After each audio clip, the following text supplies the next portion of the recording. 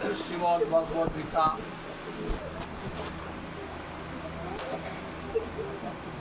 এটি ভগবানের উপনিষিদ্ধ বাণী।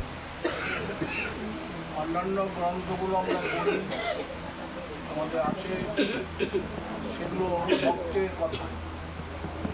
ভক্তের কথা, ভগবানের মান্যতা, ওগুলো সব ভক্ত লিখে গেছে। কিন্তু শ্রীমদ্ ভাগবত গীতা এটা হচ্ছে যুদ্ধক্ষেত্রে ভগবান নিজে বলেছে, তাকে বলেছে অর্জুন।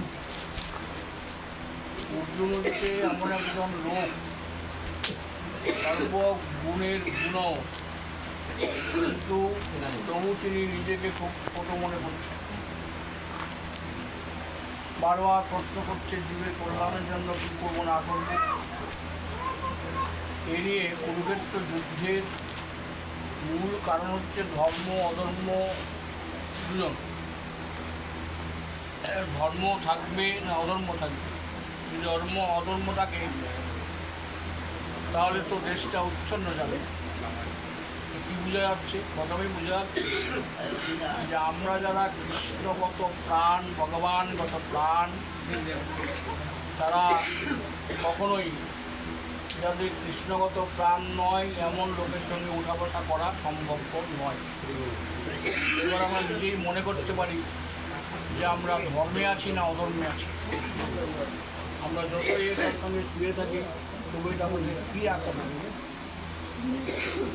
যুদ্ধ তো এমনি করেনি, যুদ্ধ করেছে ধর্মটাকে বজায় রাখা। আমাদের সংসারের মধ্যেও ধর্ম যা বজায় নেই,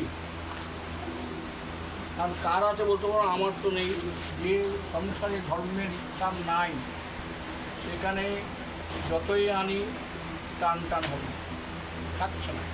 তা আমরা তো ভুলে গেছি যে আমাদের ভাগিদার একজন ভগবান শ্রীকৃষ্ণ। ভগবান শ্রীকৃষ্ণ যদি আমাদের ভাগিদার হয়, আমার শরীর হয়, তাহলে তার চিন্তা ভাবনাটা আমাকে প্রতিনিয়ত হতো। কিন্তু প্রতিনিয়ত হাজার হাজার টাকা উৎপাদন করছি, যাচ্ছে ডাক্তারখানা যাচ্ছে, বিভিন্ন যখন যাচ্ছে, কিন্তু মনে কোনো সময় হয়নি আমার যে আমার একজন ভাগিদার আছে বাড়িতে। তো যখন এইসব জীব ভুলে গেছে, এদের বলতে গীতায় বলছে ভগবান যে এদের দুর্গতি তো হবেই।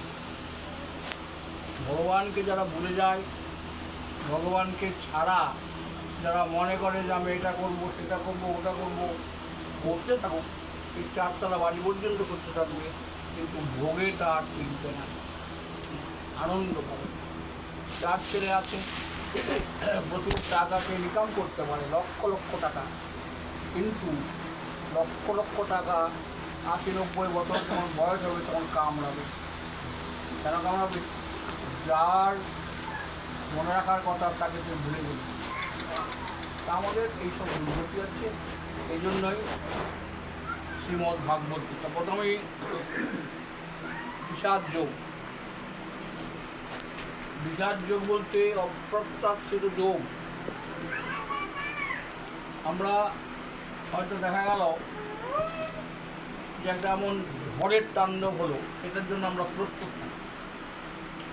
যখন আসলো তখন দুঃখ পেলাম, কারো ঘর ভাঙলো, টাকা ভাঙলো, কিন্তু ভগবান বলেছেন এটার জন্য প্রস্তুত থাকতে হবে। আমাদের জীবনগুলো শুধু আনাগোনায় চলছে, আমরা কীর্তন করছি, সব কিছু করছি,